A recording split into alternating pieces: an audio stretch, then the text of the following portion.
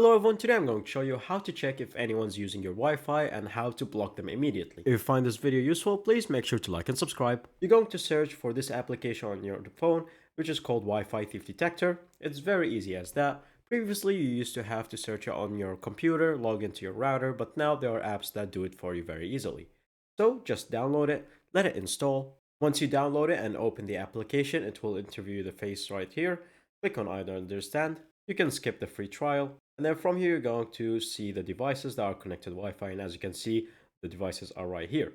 Now, if I want to block any device, I can simply click on it and it will show me all the information about this device that is connected to my Wi-Fi. Click on the router admin. And then on the back of your Wi-Fi router, you can see the username and the password that will always be sticking on the back of your router.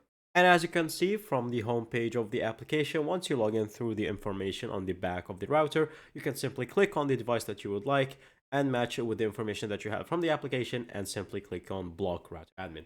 And that's pretty much it. Thank you guys for watching. See you next time. Bye bye.